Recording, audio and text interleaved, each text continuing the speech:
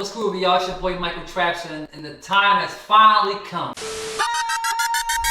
Nobody can mess up my move. Nobody can mess up my move.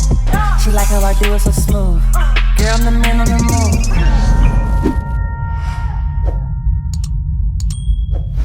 I'm happy to give my review on the Philadelphia documentary. Man, this thing was groovy. I loved it. I'm so happy that MJ Estate finally took the time to dedicate a nice lengthy documentary to my favorite era, which is the Thriller era of Michael Jackson. It was great seeing the journey from, MJ, the J5 era with his brothers, all the way to Off the Wall, and then we led up to Thriller era. It's a weird period between, the J5 and Off the Wall. A lot of people forget that there was there wasn't just like the J5, then it was Thriller, then it was Bad on. It was a period where Michael Jackson was trying to figure something out. He was trying to figure out, okay, I'm here, I got this, I got the J5 with my brothers, but I need to kind of branch out. I need to stand on my own for a little bit because I can't keep doing the same thing where I'm just, grooving with my brothers all the time. That's cool and all, but I want to stand alone, which was Off the Wall. Off the Wall had hella bangers. Off the Wall to me is like kind of neck and neck with Thriller. It depends on kind of vibe I'm on right now. I might be on some. If I want to be on some super groovy, like I'm on Thriller vibes. If I want to be on some rock star energy,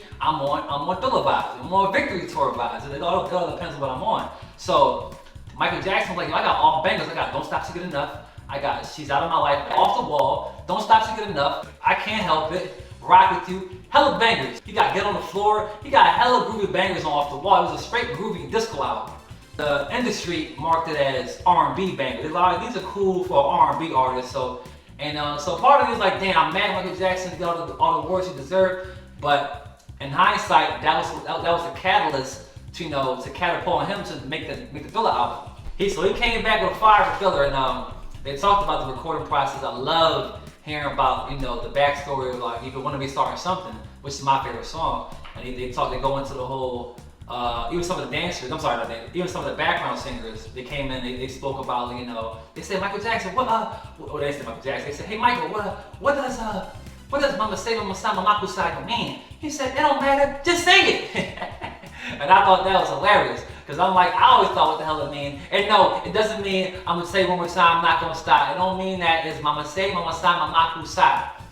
I don't know who started that trend where it meant that I'm gonna say one more time, I'm not gonna stop. I don't mean that. And they said Michael Jackson complimented them on the fact that the singers, I like you guys. You guys sound like me, so it's easier to do these background vocals. So it was cool hearing from the real OGs from back in that era.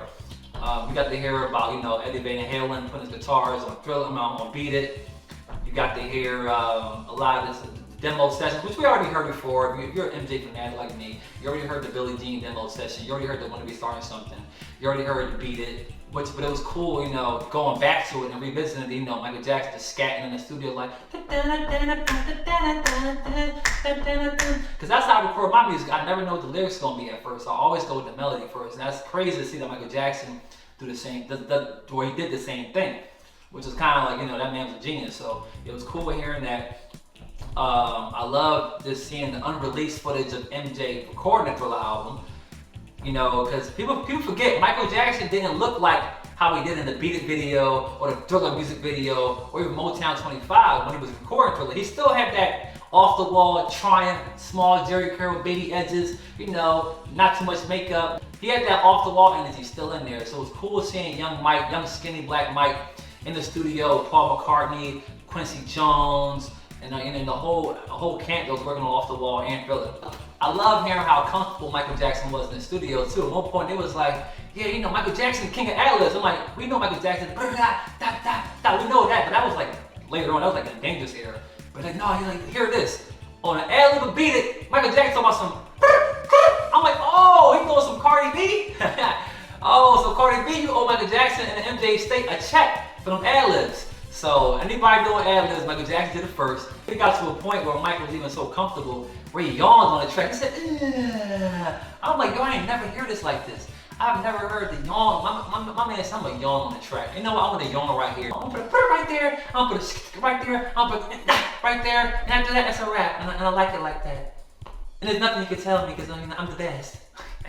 And of course, we got to revisit the making of the Thriller music video. We already seen that, so that was cool. Going back to that, Michael Jackson and John Landis.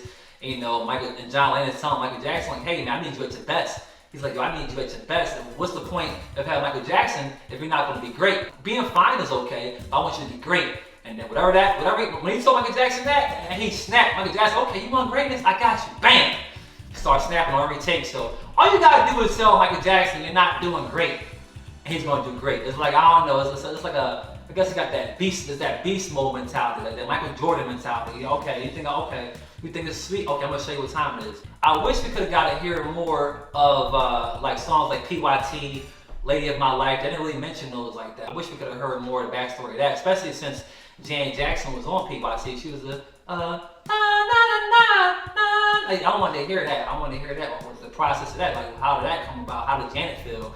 I wish we could have got more, hearing from the brothers, and anyone of the Jackson family would have been cool. Latoya, Janet, Randy, Jermaine, somebody that was actually there on stage with Michael Jackson or in the recording process during that time. So, what I love is that we got to see some exclusive. We got to see the exclusive, long overdue HD remastered footage of the Victory Tour, man. I was so hyped to see that. I believe they did Wanna Be a Star or something, and it was the Toronto footage. But yeah, that was dope to see that in high quality, high definition. You could see every little bubble bead or boogle bead, as Julie says, every boogle bead on Michael Jackson's jacket and his glove. You could see like the moves, it's all crisp, everything was super crisp. It almost looked like they went back in time and put a drone in that concert and just filmed the Jacksons. It was so HD. They had aerial footage, everything was HD, man. I loved it. I was hyped. I got goosebumps, man. I got goosebumps! Billie Jean, I love the Billie Jean, the new footage of Billie Jean. It was so groovy. You ever see Michael Jackson doing a little tap move, man? Like, people thought that Michael Jackson was tapping. He started doing a tap in Billie Jean at the bad era. Right? No, he was doing it in the filler era.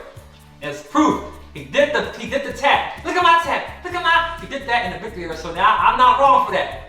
Victory era Michael Jackson tapping, that's cool, that's smooth. It should have came out last year, but I'm happy we got it in. I guess it makes sense now because it's like 2023. Thriller was really blowing up in 1983 with the music videos of like Billie Jean and Beat It and Thriller. That's when like the Thriller album really started blowing up. And they talked about that. They said, Michael was like, yo, man, we're already doing good. We already sold 4 million copies of this album, Mike, man, you know what I'm saying? We good. Next album. Mike said, no. I want to do a video for Thriller. Well, Mike, the budget usually is around $50,000 for these videos. Man, he's like, no, I want more. I want to do a movie. I want to get John Landis. I want to get Rick Baker. I want to get all these people a part of this project. Now I want to make this sensational. They was like, Mike, that's going to cost like 1 point something million, man. Like, well, I'll pay it. No, Mike, don't use your money. No, I'm going to put my money up and get this thing off the ground. And I was like, okay, Mike was really like, I'm putting my bread up, putting my money where my mouth is. I'm the best, and I want the best. And he was really serious about that, you know what I mean? And then look what happened. They said freaking the sales of the Thriller album skyrocketed after that movie, after the Thriller short film. So it just shows you, man, Michael Jackson knew what he was on, man. It was so inspiring to watch that. See a young man, 24, 25 years old, just saying, I want this, and I'm gonna get it. I want this, I'm gonna get it. I already got it. He was super on that manifestation time. He was super about knowing his thoughts and what he wanted. It was just crazy to see how tapped in he was at that era. So we got to see that, man. We got to see. I wish we got more of I wish we got more footage. That's the only thing I wish we would have got. We wish we got more footage of the Victory Tour. Wish we got more clips of the brothers. I want to hear more about the. I want to see Sugarfoot. We got to hear Greg Philligan. That was cool hearing the pianist on that. But I want to hear Sugarfoot. I mean, that's my guy. Shout out to my man Sugarfoot. Shout out to him. That's my bro. I want to hear more of his stories on being like the machine behind like all beats. I want to hear about that in the documentary. We heard it on Off the Wall and stuff like that, but I want to hear it on Victory Tour. I heard his version Off the Wall. I want to hear it on Victory Tour. So hopefully, grace of God. If God, are you out there? Please give us a Thriller 40. We need a dedicated documentary or give us a full HD concert. We know it exists now. You can't lie and say that the footage got scrapped and none of that. We just saw super crisp HD footage of the Jacksons in 1984 Victory Tour, man. So now we need that in super HD, the whole concert. I need that. It's my show and I need it now. I want it now. One bittersweet moment I noticed in the documentary was John Landis was like, 4 years from now, Michael, we're gonna be looking back at this. And Mike's like, joking around. And it's kind of sad because John Landis can look back 40 years now. He's like, damn, look, it was 40 years ago. But Michael Jackson can't. And that was a sad part. I'm like, damn, man, look what he knows. He's not gonna be here in 40 years. So that kind of hit me a little hard. I'm like, damn, man, I wish Michael Jackson didn't look back and see this. But you know, that's why the fans and the Glow Gang and the Moonwalker Kingdom, like, everybody can just, we put our energy, we watch it, we appreciate it, we cherish, the magic and the message that Michael Jackson left behind. And I'm so happy that, I get to do what I do. I love Michael, man. The documentary meant everything to me. I just love giving back to the one person that gave me everything that I got going on right now. So I love Michael, man. Shout out to the Jacksons. Shout out to the family. Shout out to the MJ Estate. Shout out to John Bronca for putting this together. Shout out to everybody that's a part of it. If you was a dancer, if you was in the background, whatever you did a part of to make this happen, shout out to y'all, because me, along with the MJ fandom, we love it, and we need this because we need some new content. We need some new content. I ain't gonna lie, this thing got me fired up. I'm about to dance right now. I'm about to get in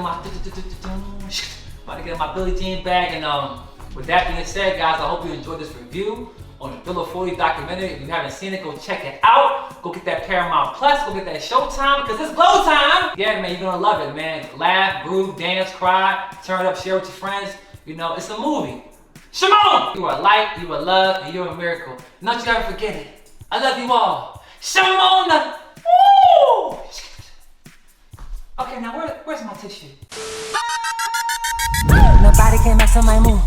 Nobody can mess with my move. She like how I do it so smooth. Girl, I'm the man on the move.